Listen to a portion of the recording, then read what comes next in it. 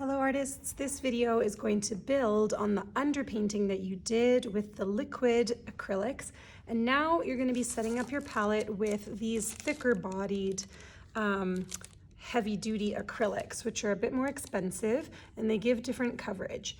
When you set your palette up, I always recommend, once the wax paper is down, taking your palette knife, kind of working through colors and areas in your image that you know you want to focus on. So you don't need every color that's within the composition, but just sort of choosing areas here where I'm wanting to work on the grays and then on these sort of yellow ochre tones. I always put a healthy amount of white paint in the center. I don't want to waste it. And then if you know you're trying to mix, let's say, between this black and gray, as you squirt out your mid-tone black and white, you can put them near one another, and that just makes your mixing a heck of a lot easier. So taking some time, especially with these thicker acrylics, to get a good amount, not wasting, but just really planning ahead for some of the main colors you're going to need is a good tip when you're trying to work with acrylics in a more sophisticated way. One of the things that frustrates people with acrylic is that it dries so quickly. And I would say that could be a frustration, but that also could be an advantage. And it really just depends on your perspective.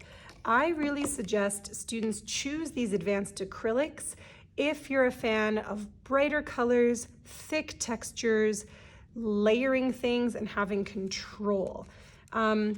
With oil, you won't be able to layer, you're only going to be able to blend. And sometimes that's something people like, but a lot of the time what happens is it gets really dull, muddy, and more difficult to control. So you want to be a really confident painter to pursue oils. And if you're sort of on the fence, I might encourage you to build in with these heavy-bodied acrylics instead of the oils, just to see where that takes you. Okay, so I've done a bit of pre-mixing working in my palette here, and I feel good about that. The other thing I'm gonna just share that works with these thick acrylics is this open gloss medium.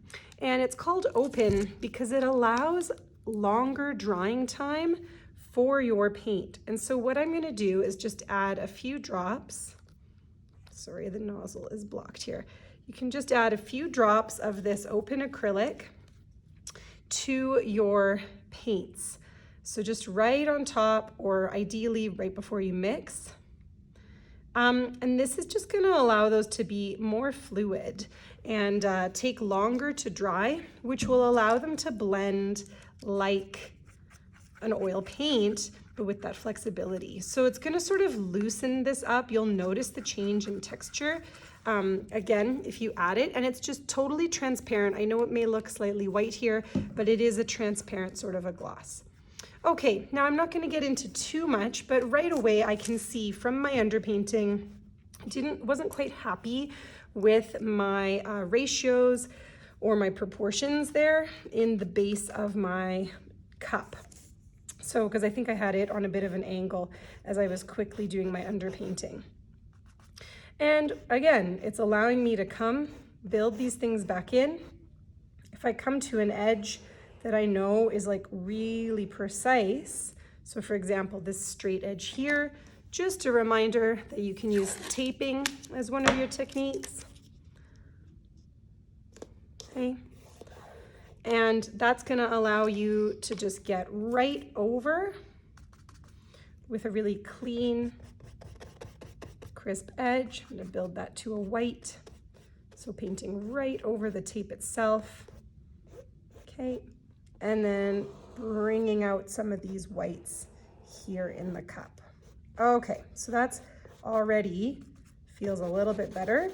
I've laid these down and it's got that open gloss and it's not looking very blended, but one thing you can also do is just take a clean, damp brush, okay, so there's no pigment, and you can run it in between your colors before they dry.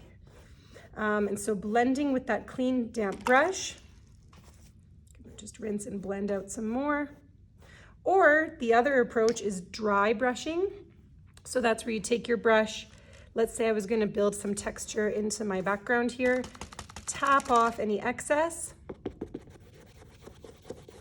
Okay, I'm going to tap off some more.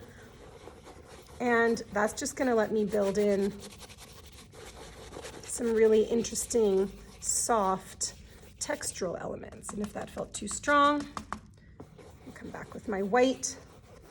Again, as things are still wet, you can see that blendability like an oil, but with the control of an acrylic.